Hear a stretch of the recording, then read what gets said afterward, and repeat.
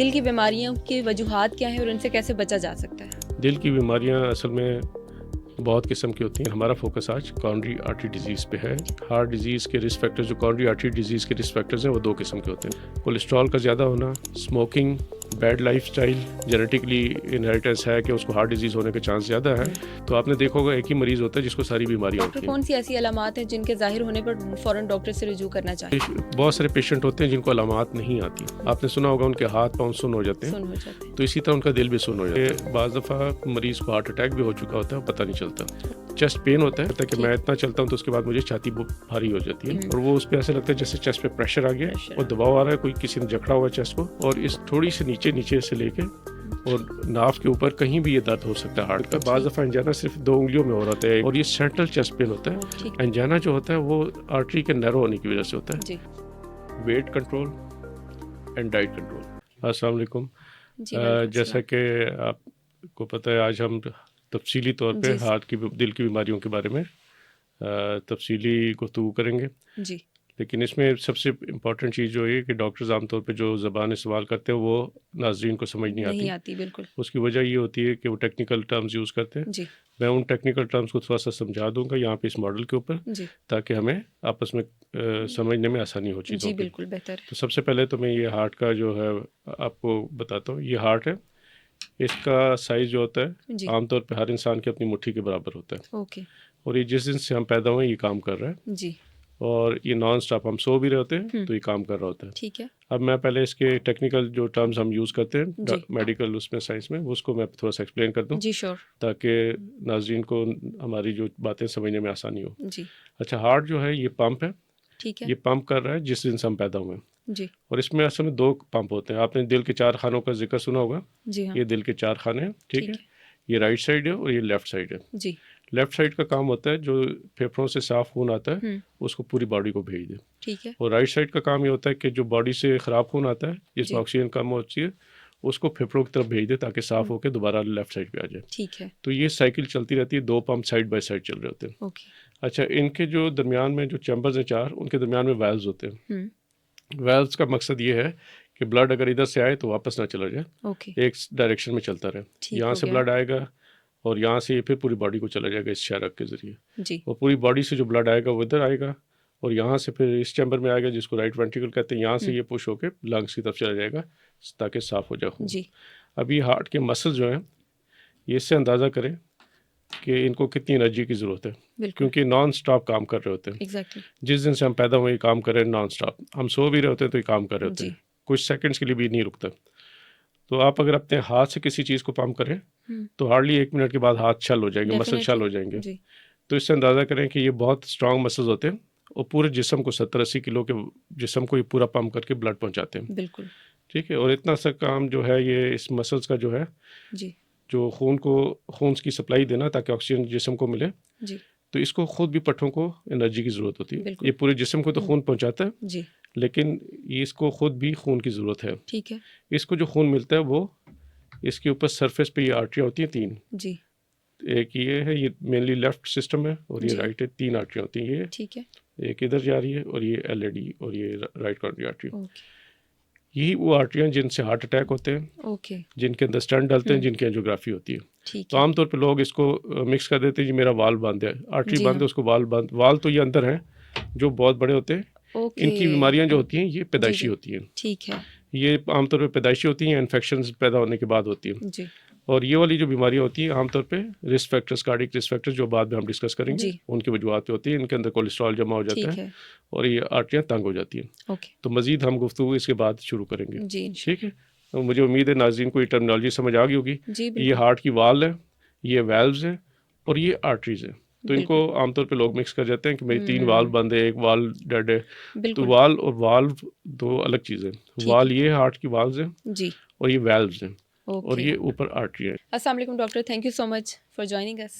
वालेकुम अस्सलाम, thank you for invitation. जी थैंक यू सो मच। सबसे पहला क्वेश्चन तो मैं ये करना चाहूँगी कि दिल की बीमारियों की वजूहात क्या है और उनसे कैसे बचा जा सकता है? दिल की बीमारियां असल में बहुत किस्म की होती हैं जी। हम जो इस आज का सेशन कर रहे हैं वो हमारा फोकस जो है कॉर्नरी आर्टरी डिजीज़ पे है जी। जो कि मैंने अभी एक्सप्लेन किया इसके ऊपर मॉडल के ऊपर कि कॉर्नरी आर्टरीज जो होती हैं वो हार्ट को सप्लाई करती हैं ब्लड। हार्ट पूरे बॉडी को सप्लाई करता है, कॉर्नरी आर्टरीज जो है वो हार्ट को सप्लाई करती है। आमतौर पे आजकल दिल की बीमारियों से जो मुराद ली जाती है वो कॉर्नरी आर्टरी डिजीज़ या इस्कीमिक हार्ट डिजीज़ कहते हैं उसको। तो बाकी और बीमारियां भी होती हैं, पेरिकार्डियल डिजीज़ होती हैं, वैल्वुलर डिजीज़ होती हैं, लेकिन हमारा फोकस आज कॉर्नरी आर्टरी डिजीज़ पे है जो कि सबसे कॉमन काज है आजकल मॉर्टेलिटी की, डेथ्स की। तो उसकी वजूहत जो हैं वो एक वजह नहीं है, ये बहुत सारी वजूहत मिल के और ये बीमारी पैदा करती हैं। इनको हम रिस्क फैक्टर्स कहते हैं। ठीक है। हार्ट डिजीज़ के रिस्क फैक्टर्स, जो कॉर्नरी आर्टरी डिजीज़ के रिस्क फैक्टर्स हैं वो दो किस्म के होते हैं। एक जो है मॉडिफाइबल है और एक नॉन मॉडिफाइबल। एक मॉडिफाइबल का मतलब हम जिनको ठीक कर सकते हैं और एक जो है हम जिनको ठीक नहीं कर सकते हैं। तो 3 नॉन मॉडिफाइबल रिस्क फैक्टर्स हैं जिनको हम एज फैक्टर कहते हैं। एज को हम ठीक कम नहीं कर सकते, हम जेंडर को चेंज नहीं कर सकते, मेल फीमेल में डिफरेंट रिस्क फैक्टर्स हैं। और तीसरा है इनहेरिटेंस, जो सबसे इम्पॉर्टेंट है। हम अपने पेरेंट्स को चेंज नहीं कर सकते और हमें जो विरासत में मिला है रिस्क फैक्टर वो हमारे पेरेंट्स को अगर इस्कीमिक हार्ट डिजीज़ है या फैमिली में रन कर रही है तो वो हमें मौरूसी तौर पे हमें मिल गया। तो वो ये 3 रिस्क फैक्टर्स हैं, इनको तो हम ठीक नहीं कर सकते। लेकिन इसके अलावा 5 रिस्क फैक्टर्स हैं जिनको हम ठीक कर सकते हैं। ठीक है, जिनमें sugar, blood pressure, stress, tension, परेशानी आजकल जो बहुत ज़्यादा है, कोलेस्ट्रॉल का ज़्यादा होना, स्मोकिंग, बैड लाइफस्टाइल, वज़न ज़्यादा होना, ओबेसिटी, और आजकल जो नई चीज़ें डिस्कवर हो रही हैं इसमें और भी ऐड हो रहे हैं जिसमें एयर पॉल्यूशन वगैरह भी शामिल हैं। तो ये सब चीज़ें मिल के 1+1 2 नहीं होती, 1+1 मल्टीप्लाई होती हैं, 11 हो जाती हैं या ज़्यादा हो जाती हैं। जिससे एक आदमी है उसको इनहेरिटेंस भी है, जेनेटिकली इनहेरिटेंस है कि उसको हार्ट डिजीज़ होने का चांस ज़्यादा है, और वो स्मोकिंग भी करता है, एक्सरसाइज भी नहीं करता, वज़न भी ज़्यादा रखता है। वज़न ज़्यादा रखेगा तो अर्से बाद डायबिटीज़ हो जाएगी, फिर ब्लड प्रेशर हो जाएगा। तो आपने देखा होगा एक ही मरीज़ होता है जिसको सारी बीमारियाँ होती हैं। जिसको डायबिटीज़ या ब्लड प्रेशर होता है उसी को हार्ट डिजीज़ हो रही होती है। तो ये रिस्क फैक्टर्स हैं, डायबिटीज़, ब्लड प्रेशर, ओबेसिटी, वज़न ज़्यादा होना, लैक ऑफ एक्सरसाइज, टेंशन, परेशानियाँ, स्ट्रेसेस, ये भी सारी पार्ट ऑफ द रीजंस हैं जो सब मिल के करती हैं। एक अकलौती वजह नहीं हो सकती इसकी, तो आमतौर पे ये ऐड ऑन होती है। तो डॉक्टर कौन सी ऐसी अलामात हैं जिनके जाहिर होने पर फ़ौरन डॉक्टर से रुजू करना चाहिए? हाँ, ये असल में इसको ज़्यादा डिटेल में हमें डिस्कस करना है। जी श्योर। क्योंकि बहुत सारे पेशेंट होते हैं जिनको अलामात नहीं आती। मिसाल के तौर पर शुगर के मरीज़ होते हैं, आपने सुना होगा उनके हाथ पाँव सुन्न हो जाते हैं, तो इसी तरह उनका दिल भी सुन्न हो जाता है। ठीक है, उनको चेस्ट पेन होता है, वो पता नहीं चलता, उसको कहते हैं साइलेंट इस्कीमिया, क्योंकि वो वहाँ न्यूरोपैथी हो चुकी होती है। और साइलेंट इस्कीमिया में ये होता है कि बाज़ दफ़ा मरीज़ को हार्ट अटैक भी हो चुका होता है, पता नहीं चलता। और बाज़ दफ़ा लेट कोई ECG कराते हैं या कोई और टेस्ट कराते हैं तो पता चलता है यार ये तो कुछ अर्सा पहले ये प्रॉब्लम हो चुका है। अब आते हैं अलामात की तरफ। जो अलामात हैं वो मेनली चेस्ट पेन होता है। ठीक है। और जो नॉन डायबिटिक जिसमें आप कहते हैं साइलेंट है, तो उसको एंजाइना एक्यूलेंट कहते हैं। ठीक है। अब चेस्ट पेन 2 किस्म का होता है। एक होता है प्रिडिक्टेबल एंजाइना, जो कुछ आदमी ये उनको पता चल जाता है कि मैं इतना चलता हूँ तो उसके बाद मुझे छाती भारी हो जाती है और बाजू भी भारी हो जाते हैं और रुकने से ठीक हो जाता है। This is typical of heart angina. Angina को डिफाइन इसी तरह किया जाता है कि इट कम्स ऑन एक्सर्शन। जब एक्सर्शन करता है आदमी तो उस वक्त उसके छाती पे बोझ आ जाते हैं, बाजू भारी हो जाते हैं, और यही अगर बहुत शदीद हो जाए उसको हार्ट अटैक की सूरत में शदीद हो जाता है यही दर्द, और वो उस पर ऐसे लगता है जैसे चेस्ट पे प्रेशर आ गया और दबाव आ रहा है, कोई किसी ने जकड़ा हुआ है चेस्ट को और ब्रेक हो रही है चेस्ट, इतनी सीवियर पेन होती है। और रात को आमतौर पे जब होता है तो ऐसा लगता है कोई वजन चेस्ट के ऊपर पड़ा हुआ है जिससे क्रश हो रही है चेस्ट, और साथ ही इसमें स्वेटिंग भी हो जाती है, और इस थोड़ी से नीचे से लेके और नाफ के ऊपर कहीं भी ये दर्द हो सकता है हार्ट का। बाजू में हो सकता है, बाजू में उंगली में सिर्फ हो सकता है, बाज़ दफ़ा एंजाइना सिर्फ 2 उंगलियों में हो रहा है, एक उंगली में हो रहा है। आदमी चलता है तो उंगली दर्द करने लगती है, रुकता है ठीक हो जाता है। ये बाज़ दफ़ा ऐसा लगता है जबड़ा दर्द करता है। ठीक है, तो ये बड़ा ट्रिकी तौर पे प्रेजेंट करता है, लेकिन टिपिकल जो होता है वो ये होता है कि चेस्ट पेन होती है और बाजू भारी हो जाता है, आमतौर पे लेफ्ट साइड वाला, लेकिन बाज़ लोगों के दोनों साइड पे भी हो जाता है। और ये सेंट्रल चेस्ट पेन होता है। लोग आमतौर पे कहते हैं मेरा हार्ट तो लेफ्ट साइड पे, तो दर्द यहाँ हो रहा है तो कोई मैदे का या कोई तेजाबियत हो रहा है, तो आमतौर पे ये मुगालता भी मरीज को हो जाता है क्योंकि सेंट्रल चेस्ट पेन होता है। और साथ ही अगर शदीद हो जाए और स्वेटिंग शुरू हो जाए और चक्कर आने लगे, आंखों के अंधेरा आने लगे, इसका मतलब ये हार्ट अटैक की तरफ बढ़ चुका है। ओके एंजाइना जो होता है वो आर्टरी के नैरो होने की वजह से होता है जी और वो फिक्स्ड होता है। अगर 60-70% ब्लॉक होती है, 70% से ज़्यादा जब आर्टरी ब्लॉक होती है फिर एंजाइना आता है। ठीक है 70% से कम पे नहीं आता। 70% पे अगर चेस्ट पेन हो रही है उसमें नैरोइंग में, तो वो डिमांड सप्लाई का इशू होता है। फर्स्ट केयर अगर यहाँ पे इस आर्टरी में रुकावट है यहाँ पे, जी तो ये अगला हिस्सा जो है ना हम्म, ये कंप्रोमाइज्ड है ठीक और है इसमें खून की कमी हो जाती है और ऑक्सीजन कम हो जाती है, जिसको ओके इस्कीमिया कहते हैं। जी ठीक है, इस्कीमिया यानी ऑक्सीजन की कमी जो इस एरिया में होती है वो हम्म, फिर चेस्ट पेन प्रोड्यूस ठीक करती है। है जब आदमी रुकता है तो हार्ट के ऊपर से लोड हट जाता है, हम्म, एग्जर्ट करता है तो फिर लोड आ जाता है हार्ट पे, हार्ट को फोर्स करना पड़ता है। तो ये इसको कहते हैं प्रिडिक्टेबल एंजाइना, कि आदमी को ओके पता होता है यार मैं इतना चलूंगा उसके बाद मुझे चेस्ट पेन आ जाएगी जी और मैं रुकूंगा ठीक हो जाएगा, या रुकने से ठीक हो जाता है, गोली जुबान के नीचे रखने से एंजासिड की जो होती ठीक है है उससे ठीक हो जाता है। जी जैसा तो कि ये अभी अलामात है जी बेहतर जी अभी जैसा आपने बताया कि मोस्टली तो हम लोगों को यही पता है कि चेस्ट पेन होता है जब जी आपको जी हार्ट अटैक या इस तरह की जी कोई जी सिचुएशन बन रही होती है, जी लेकिन जी जैसा आपने बताया कि फिंगर्स में भी पेन हो जाता है, मोस्टली सांस राइट भी साइड पे चढ़ता भी है, हो जॉ जाता में है, हो जाता है। जॉ में हो जाता है, तो हम्म। ये आई थिंक ये लोगों को नहीं पता। जी जी, तो ये इसलिए धोखे में रह जाते हैं। बाद दफ़ा लोग कहते हैं नहीं जी यार मुझे कोई बात नहीं, मुझे कोई रात को खाना ज़्यादा खाया बदहज़मी हो रही है, जी या ऐसा ये दांतों में दर्द हो रहा है। लोग, बाज़ पेशेंट्स की मिसालें मौजूद हैं जहाँ पे लोगों ने अपने सारे दांत निकलवा दिए हैं, लेकिन वो दांतों का दर्द, जबड़े का दर्द नहीं जा रहा होता था, ओह क्योंकि जबड़े में भी दर्द आता हम्म, है। जब आदमी चलता जी है जबड़े में दर्द आया तो ये भी एंजाइना हो सकता है। ठीक है अच्छा, इसको रूल आउट करने की भी कुछ है कि जी कौन सी अलामात या चीज़ें होंगी, तो ये दिल का नहीं है। ठीक है ठीक है, जी कौन सा चेस्ट पेन दिल का नहीं होता? एक तो वो जो लंबा सांस लेने से हो, हम्म गहरा सांस लेने से अगर दर्द ज़्यादा होता है हम्म, तो ये दिल का नहीं है। ठीक है अगर कहीं हाथ लगाने से, टच करने से दुखन होती है तो ये भी दिल का नहीं है। ठीक है गर्दन मोड़ने से या बाजू को हरकत देने से या बॉडी को हरकत देने से हम्म, अगर चेस्ट पेन होता है तो ये दिल का नहीं है, तो ये ठीक है सेफ साइन है। ओके लोकल टेंडरनेस से तो हो सकता है मसल्स का हो या बोन्स का हो, मे बी और अगर सांस लेने से होता है तो हो सकता है लंग्स का हो, पेरिकार्डियम का भी हो सकता है, और प्लूरा का भी हो सकता है, जी नमूनिया वगैरह में भी हो सकता है ठीक है चेस्ट इन्फेक्शन के बाद आमतौर पे। जी और तीसरी चीज़ जो होती है वो कि ये जो पेन होता है, हम्म बॉडी मूव करते, रात को आदमी मूव की या कोई ऐसा ऊपर नीचे हुआ तो अचानक चेस्ट पेन शुरू हो जी गई, तो वो आमतौर पे हार्ट का नहीं होता। ठीक है लेकिन ये बाज़ दफ़ा जो ज़ोर वाला काम कर रहे होते हैं तो वो एंजाइना भी आ सकता है ज़ोर से, क्योंकि हार्ट पे भी लोड आ रहा है। जी लेकिन रेस्ट पे अगर है और चेस्ट मूव करते हैं और दर्द होता है, या प्रिडिक्टेबल है कि हाँ मैं इस पोजीशन में करता हूँ दर्द होता है, तो ज़रूरी नहीं है कि वो हार्ट का हो। ही हो, ठीक है। तो अगर फॉर एग्जांपल किसी को हार्ट अटैक आ गया है या उसको फील हो रहा है कि मुझे आने वाला है, तो उसको क्या प्रिकॉशंस अपनानी चाहिए? हम्म।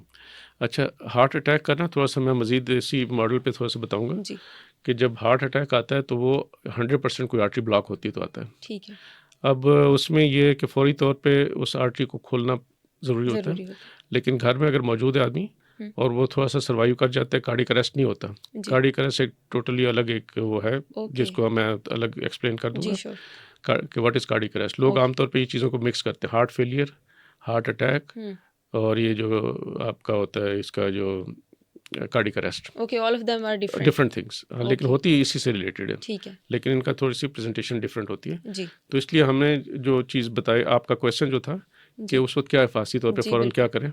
आम तौर पे अगर एंजाइना हो रहा है तो उसको रुक जाना चाहिए और रिलैक्स करके बैठ जाए, और अगर पहले ही is a known case of heart disease जी तो फिर तो उसको डॉक्टर्स ने बताया होगा कि गोली ज़ुबान के नीचे रख लें जी और 2 टैबलेट डिस्प्रिन डिज़ोल्व करके पानी के साथ पी लें। ओके ठीक है, कुछ डॉक्टरों ने आजकल एक जो प्रमोट कर रहे हैं कि हार्ट अटैक की किट है जी, इसमें जो है ना ये 2 गोलियाँ ये हैं, 4 गोलियाँ ये हैं, एक डेपोनेट पैच है, वो सेम चीज़ है, ठीक है लेकिन उसमें ये है कि जो डेपोनेट पैच का जिक्र होता है आमतौर पे, जी जी वो वही गोली है जो हम जुबान के नीचे रखते हैं, नाइट्रेट्स होते हैं, ठीक है नाइट्रोग्लिसरीन, वो बेसिकली जब यहाँ पे लगाते हैं तो एब्जॉर्ब हो जाती है, ओके और साइकोलॉजिकली आदमी को फील होता है कि ये हार्ट के ऊपर ही लगा हुआ है तो ज़्यादा जल्दी असर कर रहा है। ओके लेकिन वो गोली जो जुबान के नीचे, पाकिस्तान में स्प्रे नहीं आता, जी बाहर की कंट्रीज़ में स्प्रेज होते हैं, ठीक है तो वो स्प्रे GTN स्प्रे कर देते हैं, तो वो उससे भी फौरी तौर पे हार्ट के ऊपर लोड कम होता है जी और आर्टरी जो खुली। दूसरी चीज़ जो है उससे ज़्यादा इंपॉर्टेंट वो है एस्प्रिन। जी एस्प्रिन की आम डिस्प्रिन की जो गोली है जी 300 जी मिलीग्राम बिल्कुल वाली, वो 2 गोलियां पानी में डाल के फौरी जी तौर पे आप डिज़ोल्व करके पी लें एक तो। हम्म, और अगर इस दौरान एरिथमिया होता है, क्योंकि एरिथमिया जो होता है वो कार्डियक अरेस्ट को की तरफ जाता है जी तो हार्ट स्लो हो जाता है या हार्ट बीट करना छोड़ देता है, थरथरा रहा होता है। जी इसको वेंट्रिकल टैकिकार्डिया भी कहते हैं, वीएफ भी दूसरी किस्म की होती ठीक है, है थोड़ा सा टेक्निकल टर्म्स है। जी तो इसमें होता है कि हाथ दिल कंट्रैक्ट नहीं कर रहा होता, ओके दिल फड़फड़ा रहा होता है, तो ओके पंपिंग नहीं होती, तो ब्रेन को खून नहीं जाता, दैट्स लाइफ थ्रेटनिंग। ओके तो उसकी वजह से ज़िंदगी को ख़तरा हो सकता है। ठीक है आमतौर पे जो हम देखते हैं अंडर कंट्रोल्ड इन्वायरमेंट्स, हम्म, अगर किसी को कार्डियक अरेस्ट होता है, जैसे कैथ लैब में अरेस्ट होता है एक्स्ट्रा, तो हम उसको कहते हैं ज़ोर से खांसी करें, अच्छा हार्ट बीट स्लो होती है, खांसी करने से अंडर प्रेशर बंद होता है। जी और दूसरा एक CPR भी आर्टिफिशियल का होता है, ज़ोर ज़ोर से खांसी करने से अंडर प्रेशर बिल्ट होता है जी लंग्स के अंदर, जो कि पंपिंग में भी हेल्प करता है और रिदम को भी रेगुलेट करने में हेल्प करता है। ओके ये अभी एक जी डॉक्टर अभी आपने बताया कि हम लोग दो चीज़ों को मिक्स कर देते जी हैं। जी मोस्टली पेशेंट समझते हैं कि हमारे दिल का वॉल बंद हो गया, जी जी लेकिन वो अभी आपने जैसे पहले बताया कि वो आर्टरी बंद हो जाती आर्टरी है, बात वॉल्स तो अंदर वाली साइड पे। जी जी तो ये इसको थोड़ा सा एक्सप्लेन कीजिएगा।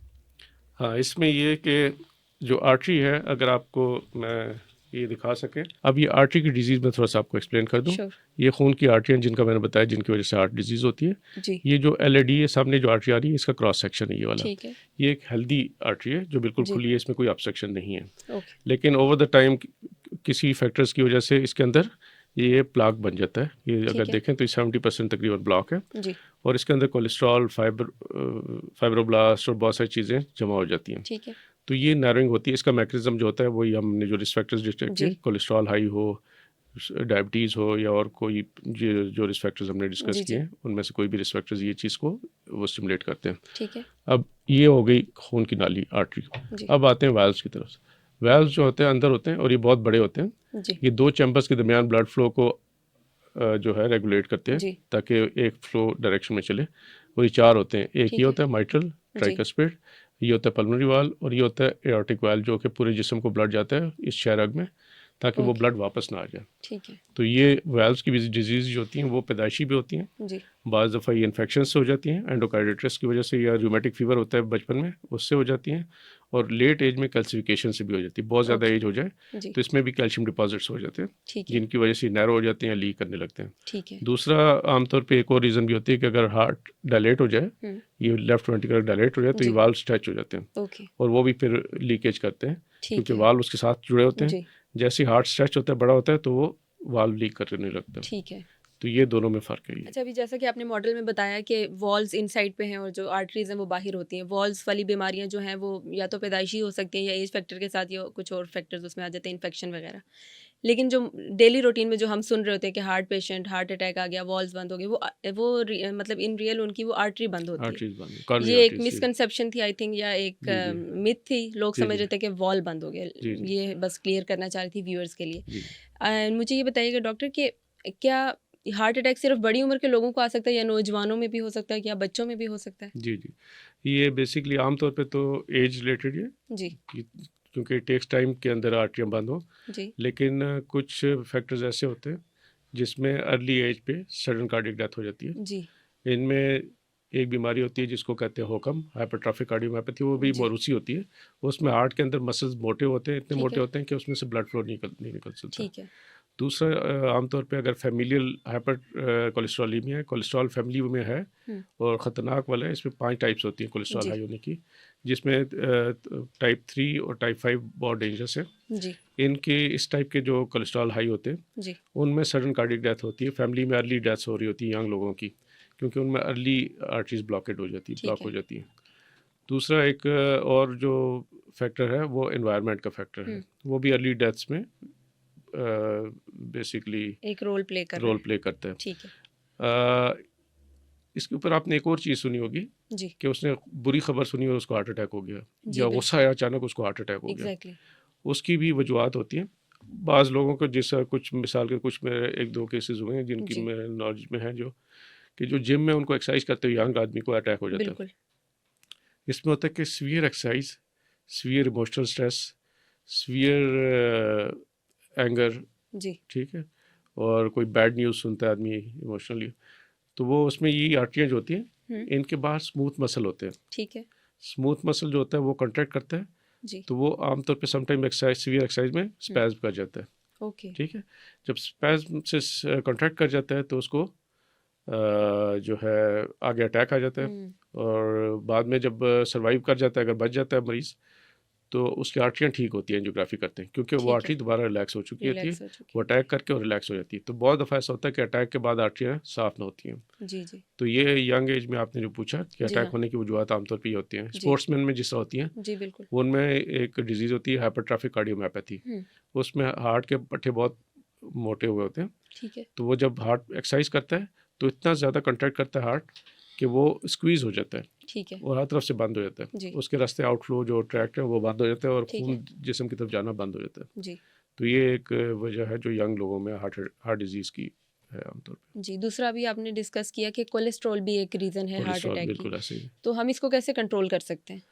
कोलेस्ट्रॉल का एक सबसे जो मैं इंपॉर्टेंट चीज़ बताऊँ, जी। जिनका कोलेस्ट्रॉल ज़्यादा होता है और फैमिलियल है, जी। तो वो बेशक पानी सिर्फ खाएँ और उबली हुई चीज़ें खाएँ, तब भी उनका कोलेस्ट्रॉल ज़्यादा ही आएगा। ओके। और जिनको कोलेस्ट्रॉल ज़्यादा नहीं होता, वो बेशक घी के डब्बे रोज़ाना खाएँ, उनका कोलेस्ट्रॉल ज़्यादा नहीं होगा। ओके। क्योंकि ये मेटाबॉलिक डिसऑर्डर है, ठीक है। और ये इनहेरिटेड आमतौर पे होता है। जी। और ज़्यादा डेंजरस किस्म जो कोलेस्ट्रॉल के लेवल्स है, वो मैंने कहा टाइप 3 और टाइप 5 है। जी।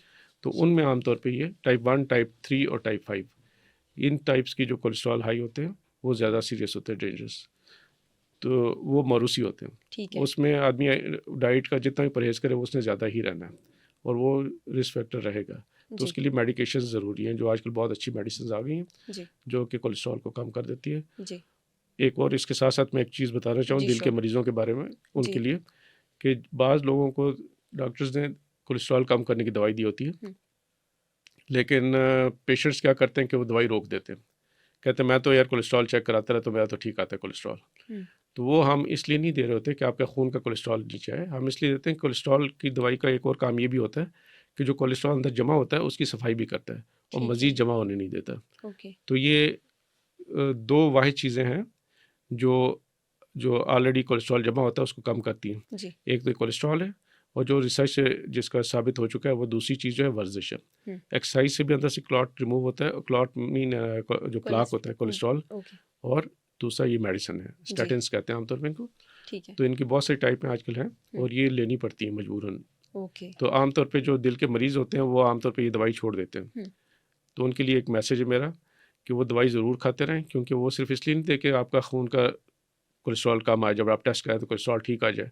हम इसलिए भी देते हैं कि वो अंदर से आपके कोलेस्ट्रॉल जो जमा हुआ है उसको सफाई भी करती है, और मज़ीद बढ़ने से जी रोकती है। मज़ीद। आमतौर पे वो लोग यही कहते हैं यार डॉक्टर खामखा लिख देते हैं दवाई कोलेस्ट्रॉल की, या मेरा तो ठीक है, दवाइयाँ 10 दवाइयाँ लिखी हुई, बिल्कुल। लेकिन हर दवाई का कोई मकसद होता है। मकसद होता है, जी एग्जैक्टली। तो डॉक्टर, ज़हनी दबाव और डिप्रेशन भी क्या दिल की बीमारियों में कहीं ना कहीं अपना किरदार अदा कर रहा है? बिल्कुल बिल्कुल, इसमें कन्फर्म्ड हैं बहुत सारी चीज़ें। बल्कि सीवियर टेंशन में एक एक मुहावरा तो है हमारे कल्चर में बहुत कॉमन, कि दिल टूट गया, हाँ, ठीक बिल्कुल। है, जी। ब्रोकन हार्ट सिंड्रोम एक जी। को कहते हैं। उसको कहते हैं टैकोसोबो सिंड्रोम। उसमें होता है कि बेसिकली सिम्पैथेटिक एक्टिविटी बहुत ज़्यादा हो जाती है। ठीक है। सिम्पैथेटिक एक्टिविटी एक अलग, फिर एक लंबा इशू है, टॉपिक है, जिसको समझाने के लिए मुझे एग्जैक्टली। चीज़ बतानी पड़ेगी कि बॉडी के अंदर दो किस्म के सिस्टम होते हैं। जी। एक होता है ऑटोनॉमिक, और एक होता है सोमैटिक। जी। जो हमारे कंट्रोल में है उसको सोमैटिक सिस्टम कहते हैं, जो ऑटोनॉमिक है खुद ही चल रहा होता है, हमें उसका कुछ नहीं पता होता, वो जी। अंदर बॉडी के काम कर रहा होता है। ठीक है। तो जो ऑटोनॉमिक सिस्टम है उसमें दो किस्म के होते हैं, एक कहते हैं सिम्पैथेटिक, और एक होता है पैरासिम्पैथेटिक। सिम्पैथेटिक सिस्टम जो होता है ना, वो आपको फाइट और फ्लाइट के लिए तैयार करता है, ठीक है। और जो पैरासिम्पैथेटिक सिस्टम होता है वो आपको रिलैक्स करता है, आपको वियर टियर जो होता है मेंटेनेंस, बॉडी की जो वियर टियर मेंटेन करने के लिए यूज़ होता है। तो ये बॉडी में दोनों सिस्टम साइड बाय साइड चल रहे होते हैं। जो सिम्पैथेटिक ओवर एक्टिविटी है वो ये स्ट्रेस, खौफ, जी। एंग्जाइटी, मसलन आप जा रहे हैं, मिसाल के तौर पे सड़क पे जा रहे हैं और रात को अंधेरे में सामने शेर आ जाए, तो उस वक्त जो आपकी हालत होगी वो सिम्पैथेटिक ओवर एक्टिविटी, वो आपको फाइट और फ्लाइट के लिए तैयार करता है, जी। या तो भागे या लड़ने के लिए तैयार हो। बिल्कुल। तो बॉडी उस वक्त आपको वो करेगी। दूसरा जो सिम्पटम होता है पैरासिम्पैथेटिक, ज़रा जी। उसका उस वक्त कोई ज़रूरत नहीं, वो क्योंकि आपको रिलैक्स एंड डाइजेस्ट के लिए करती है, जी। कि खाना हजम करे ताकि एनर्जी हो। तो उतनी जल्दी में आपका खाना हजम करके एनर्जी प्रोवाइड करने का कोई काम नहीं। उस बिल्कुल। वक्त आपकी हार्ट बीट तेज़ हो जाती है, घबराहट हो जाती है, एकदम पसीने आ जाते हैं, हाथ कांपते हैं बाज़ दफ़ा, ठीक है, जी। और आपको भागने के लिए तैयार करता है, ब्लड प्रेशर चढ़ जाता है, ताकि आप उस वक्त भाग जाएं या मुकाबला करें, बिल्कुल। ठीक है। अब यही जो सिम्पैथेटिक ओवर एक्टिविटी है, जी।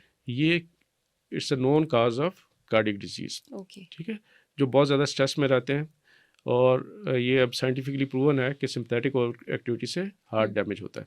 ओके। और ये एक अफ्रीकन कल्चर में पुरानी मूवीज़ वगैरह या अफ्रीकन मूवीज़ देखें ना, तो वहाँ एक आदमी को बीच में बांधा होता है जी। और उसके आगे मास्क लगाए होते हैं डरावने से, उसके आगे बाहर डांस कर रहे होते हैं, डग डग डग डग शोर मचा रहे होते हैं। वो बेसिकली उसको स्ट्रेस में डालते हैं, ओके। स्ट्रेस में डालते हैं और इतनी स्ट्रेस देते हैं कि वो डेथ हो जाती है डेथ उसकी। हो जाती है। ठीक है, उसको वुडू सिंड्रोम भी कहते हैं, जी। Voodoo death, okay. VOODOO death, जी। Voodoo death.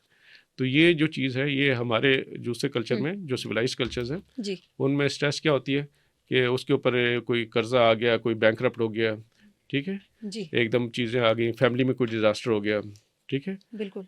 तो वो सारी चीज़ें जो है कोई क्लोज लव्ड वन डाइज, हुँ। उसकी डेथ हो जाए, तो वो एक किस्म की स्ट्रेस, और उसके साथ ही उसकी जॉब भी चली जाए, ऊपर से ये फाइनेंशियल इशूज़ भी है, कर्जे भी वाले कर्जदार भी आ जाए, तो एकदम वो चीज़ें कंपाउंड हो जाती हैं बिल्कुल। और इतनी सीवियर डेथ होती है सिम्पथेटिक ओवर एस्टिमेट कि उससे हो सकती है डेथ, और बहुत जी। दफ़ा केसेस रिपोर्ट होते हैं। एग्जैक्टली। जी वर्जिश और फिजिकल एक्टिविटीज़ दिल की सेहत पर क्या असर डालती है और रोज़ाना कितनी वर्जिश जो है वो ज़रूरी है? जी बिल्कुल, ये सबसे इम्पोर्टेंट क्वेश्चन, क्योंकि जी। हमारे आजकल के कल्चर में वर्जिश बिल्कुल ख़त्म हो गई ख़त्म है। हो चुकी है। We are use to of sedentary lifestyle, खाना पीना, लेटना सोना, टीवी देखना, ये हमारे काम बिल्कुल। है। तो एक्सरसाइज जैसा मैंने बताया आपको, एक्सरसाइज और स्टैटिन्स दूसरी जो कोलेस्ट्रॉल कम करने जी। वाली है, ये वाहिद दो चीज़ें हैं जो साइंटिफिकली प्रूवन हैं, जिनके ज़रिए हम हार्ट के अंदर जो कोलेस्ट्रॉल जमा होता है वो क्लियर हो जाता है, प्लाक जो होता है रिडक्शन जी। होती है, इसको कहते हैं प्लाक रिग्रेशन। तो जी। प्लाक रिग्रेशन जो होती है वो सिर्फ दो चीज़ों से हो रही होती है, एक्सरसाइज से या फिर स्टैटिन मेडिसिन से। ठीक है। तो इसका बहुत इंपॉर्टेंट रोल है, जी। और ये अगर एक्सरसाइज करते हैं ना तो अंदर डिपॉजिट भी नहीं होते हैं, आप जो खाते हैं वो बर्न आउट हो जाता है, जी। तो आपका एक्सेस जो चीज़ें होती हैं वो डिपॉजिट हो जाती है ठीक बॉडी है। में। तो डॉक्टर क्या हर्बल और देसी इलाज भी दिल की बीमारियों से लड़ने के लिए एक वाहिद हल है? अच्छा, ये बहुत सारे पेशेंट भी मुझसे पूछते हैं, डॉक्टर साहब ये दवाई खा लूँ, ये देसी दवाई है, जी। या मैं लहसुन का ये खा लूँ। मैं उनको कहता हूँ अगर ये चीज़ें वाकई काम करती हुँ। तो आजकल फार्मास्यूटिकल कंपनीज इतनी ग्रीडी है, वो तो फ़ौरन उसको जाके पकड़ती पकड़ और लेती। मार्केटिंग करती। और exactly. Research based, basically we believe in evidence based medicine, बिल्कुल। कि हम एक मेडिसिन जो होती है, हो सकता है उन्हीं चीज़ों का कोई एक्सट्रैक्ट निकाला हो जिस पे रिसर्च की जाती है, उसके ट्रायल्स होते हैं, और उसकी इफेक्टिवनेस जब प्रूव हो जाती है फिर हम उसको इस्तेमाल करते हैं। तो ये जो चीज़ें जिनका कोई अभी सबूत नहीं है उसके बारे में मैं कुछ नहीं कह सकता हूँ। जी। हो सकता है वो काम करती हो, जी। लेकिन उन पर कोई रिसर्च नहीं हुई। ठीक है। जी अल्कोहल और सिगरेट आपको पता है सिगरेट नोशी तो बहुत आम हो चुकी है। बिल्कुल। तो इससे सेहत इन दोनों चीज़ों से सिगरेट से और अल्कोहल से जो दिल की सेहत पर क्या असर पड़ता है और इनसे होने वाला जो नुकसान है, हम्म। क्या वो वापस दुरुस्त हो सकता है? क्या वो ठीक हो सकता है दिल? जी बिल्कुल, ये जो सबसे इम्पोर्टेंट रिस्क फैक्टर्स है जिनका मैंने जिक्र किया था, जी। तो इसमें ये होता है कि इनका दोनों का तरीक़ाकार मुख्तलिफ है। हुँ। स्मोकिंग जो है मल्टीपल तरीके से डैमेज करती है। जी। स्मोकिंग सिर्फ आपको हार्ट को नहीं डैमेज करती, लंग्स को भी डैमेज करती जी। है, लंग कैंसर करती है, और हार्ट के जो इफ़ेक्ट्स होते हैं वो इसके मल्टीपल हैं। जी। ठीक है, एक तो ये जब आप स्मोकिंग करते हैं तो ऑटोमेटिकली आपके ब्लड में ऑक्सीजन कम हो जाती है। बिल्कुल। ठीक, ये एक हुँ। जो हार्ट के लिए अच्छा नहीं है।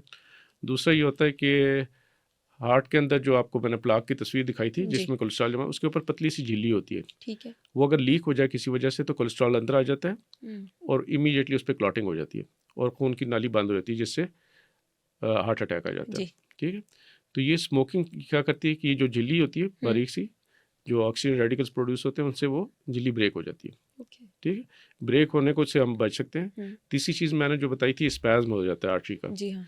ये स्मोकिंग से आर्टरीज का स्पैज्म भी हो जाता है, और स्पैज्म में क्या होता है कि वो अगर ऑलरेडी कोई 70% डिजीज़ है, ऊपर आर्टरी के ऊपर जो मसल है वो स्क्वीज करेगा तो 70% से वो 90% या जी। 100% ब्लॉक हो जाएगी। ओके। तो that can lead to damage. वो डायरेक्ट इफेक्ट है स्मोकिंग का। ठीक है। लॉन्ग टर्म इफेक्ट जो है वो फिर बहुत सारे हैं। हुँ। तो स्मोकिंग एक तरीके से नहीं, मल्टीपल तरीक़ों से हार्ट को और पूरी बॉडी को करती है, बॉडी को और सिर्फ खून की नालियों को, दिल की नहीं करती, ब्रेन की खून की नालियों को भी करती है, टांगों की भी खून की नालियों को करती है, गुर्दों की भी खून की नालियों को, आँखों की खून की नालियों। हुँ। तो स्मोकर्स होते हैं उनकी उंगलियां कट रही होती हैं, पाँव कट रहे होते हैं, क्योंकि उनकी आर्टरियाँ ब्लॉक हो रही होती हैं। जी। एक उसकी भी एग्जांपल बर्जर्स डिजीज़ है, जी। जिसमें ये होता है कि आपने देखे होंगे ज़्यादा स्मोकिंग करते हैं उनकी उंगलियां कटी होती हैं, हाँ जी। वो ब्लैक हो जाती हैं और उसके बाद उनको काटना पड़ जाता काटना है। पड़ता है। तो स्मोकिंग के ये, और लंग कैंसर तो एवरीबॉडी बिल्कुल। नोज कि बिल्कुल। लंग कैंसर के, तो ये तो वो। और अल्कोहल का ये होता है कि बीच में एक वो आई थी वेव कि जी moderation of the alcohol is good for heart, जी। Moderate use of wine, red wine, जिससे जी। फ्रेंच पैराडॉक्स एक मशहूर एक वाक़या हुआ था कि फ्रांस में एक इलाका है जहाँ पे रेड वाइन यूज़ होती है, वहाँ हार्ट डिजीज़ है ही नहीं, तो उन्होंने उससे लिंक कर दिया कि रेड वाइन पीने से हार्ट डिजीज़ नहीं होती। ओके। फिर उन्होंने रिसर्च की, खैर उन्होंने जिस रिसर्च की जो रिजल्ट्स है उसमें उन्होंने बताया कि जी ये मॉडरेशन के साथ, ठीक है, पीने से हार्ट डिजीज़ के लिए अच्छी है। ठीक है। लेकिन मॉडरेशन से पीने के साथ वो हार्ट डिजीज़ के लिए हो सकता है अच्छी हो, लेकिन लिवर के लिए अच्छी नहीं। लिवर को ख़राब करती है, लिवर कैंसर तक कर सकती है, ठीक है, जी। और बहुत सारे मसाइल करती है। सिर्फ एक चीज़ को जो फ़ायदा कर रहे हैं उसको पॉजिटिवली यूज़ करने से उसका वो आप उसको बिल्कुल नहीं कर सकते हैं जी उसको प्रेफर। डॉक्टर कुछ लोगों में जैसे कि हमने पहले भी डिस्कस किया कि जीन्स में होता है, जी पेरेंट्स को अगर हार्ट डिजीजेज हैं तो कुछ तो ट्रांसफ़र वो हो जाए। आपके ट्रांसफ़र हो जाती हैं। तो ऐसे लोग जिनके पेरेंट्स में या उनकी फैमिली में किसी को ये डिजीजेज हैं और उनको पता है कि ये हमें भी हो सकता है, तो ऐसे लोगों को क्या एहतियाती तदबीर अपनानी चाहिए? उनको बेसिकली जो मॉडिफाइबल रिस्क फैक्टर्स हैं उनको जी। करेक्ट करना चाहिए। उनको हेल्दी लाइफस्टाइल की 3 चीज़ें जो वेरी इंपॉर्टेंट मैं हर एक पेशेंट को कहता हूँ जी। कि exercise, weight control and diet control, ये 3 चीज़ें ज़रूरी है। इससे वो अपना, मैं ये नहीं कहता हूँ इसके बाद नहीं होगी, जी। अगर इनहेरिटेड है तो ये इंपॉर्टेंट रिस्क फैक्टर्स हैं जो उनको मज़ीद नुकसान नहीं करेंगे या डिज़ीज़ को बनने नहीं जी। देंगे, जी। ठीक है।